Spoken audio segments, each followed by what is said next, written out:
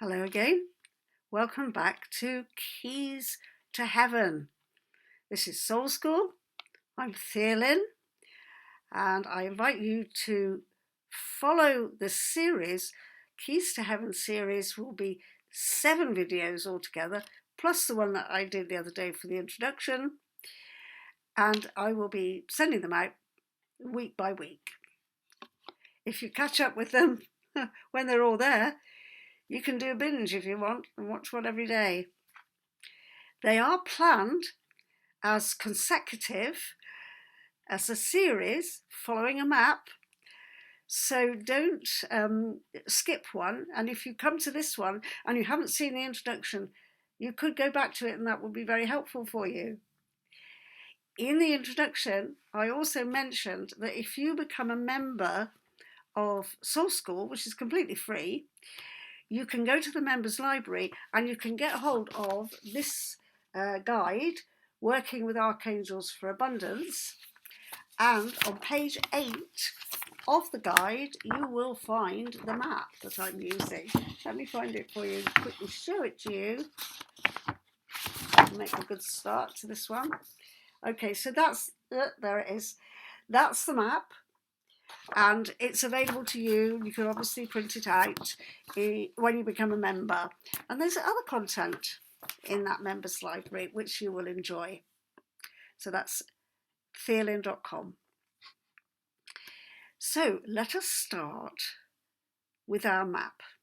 The map of the Tree of Life is a very ancient concept, and it kind of describes how in creation generally there's always a necessity for something to be rooted, metaphorically rooted, so that it can grow beautifully and produce wonderful blossoms.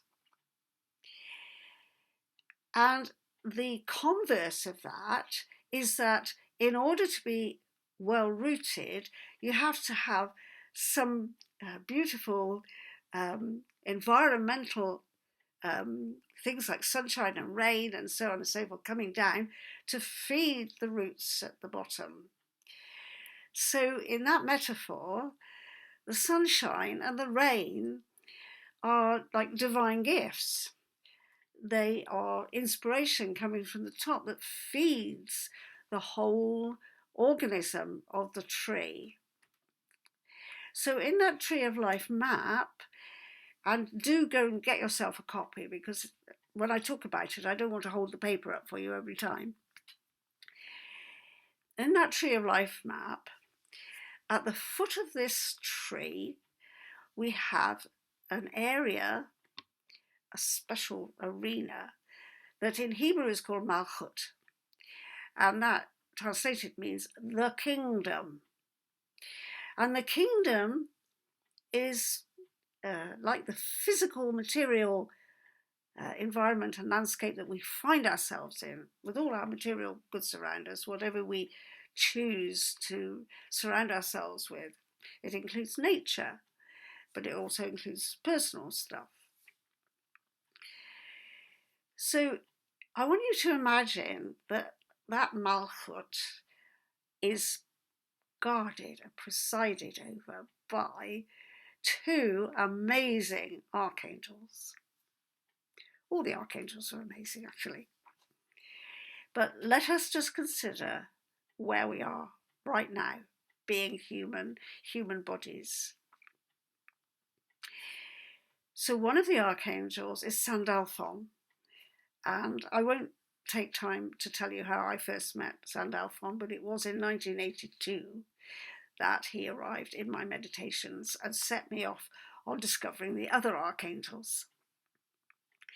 Now, Sandalphon is the archangel for the planet Earth, and he is a guardian for us, as all the archangels are guardians, but in particular, you could say that he presides over the welfare of what goes on the earth as a brotherly kind of figure. I really do feel Sandalphon is like a brother, not like a father. And he's a companion. And if you go to that map, and if you go to the website and look in more detail at the images of the archangels that I created for the angel script deck, you will see that Sandalphon is walking on our planet Earth. He's got his feet, his sandals are treading the way.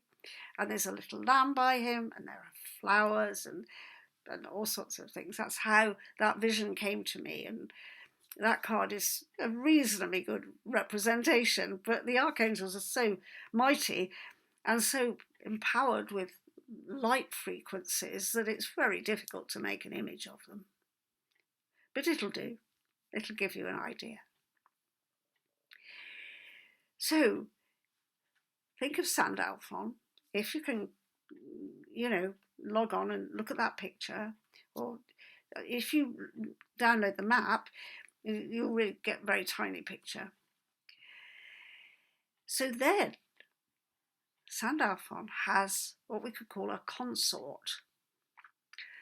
And the consort is Auriel, whose name means light of God, or is Hebrew for light. So Auriel is the feminine, if you like, the feminine sister or consort or bride for Sandalphon at the foot of the tree in Malkuth. And she is related to the moon, because where we are living, we are on the earth, but we are in a circuit. It's actually a binary system, the earth and the moon, so that there's a kind of love relationship between them, if you like. And the moon is bringing the tides, and the moon is bringing the changes that happen to our emotions and the way we feel about things. So you could say Sandalphon is like a very practical guardian for the earth, and Auriel is an emotional guardian for how we relate to each other and how things unfold themselves in time, because as you know, the moon goes through these different phases. So if you could take time to do some kind of journey for yourself and consult with those two, one of the things you could ask is, what practical things are there that I can do? Very, Sandalphon's very grounded. What practical things can I do that will enhance my possibilities for bringing my heavenly vision into the world? And with Auriel, you can go back to Auriel for all kinds of solace, if you like, and a feeling of grace is a word I would use in connection with Auriel, because she's there to hold us emotionally. In the picture, she's holding a baby, so she is quite like an Isis figure or a Mary or one of those compassionate goddesses. And the compassionate goddess is a figure who appears to us in different forms. And here she is arriving in a motherly way to represent how the divine child can be brought into the world and nurtured. So Auriel is about nurturing. So when we talk about the keys to heaven, you could say there are two keys here. One of the keys is a kind of ability to be a practical steward. That's what Sandalphon represents. Being a steward of the resources that you've already got. And Auriel is about healing any issues around that divine child who is you. And it's really important to consider that inner child needs a caretaker, and Auriel can represent the caretaker. because Auriel is there for you, within you, and you can caretake your own inner child. And Auriel is a representative, if you like, of that immense divine love, which is completely endless and available to all of us all the time. We just have to connect with it.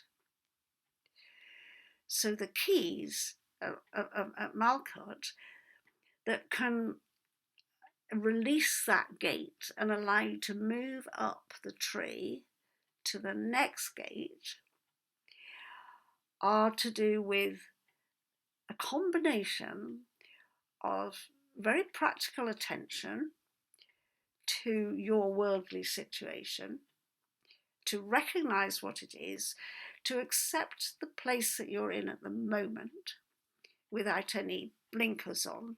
Be really clear with yourself. You don't have to go around confessing it to other people. You don't have to go, oh dear, I better tell everybody about my overdraft.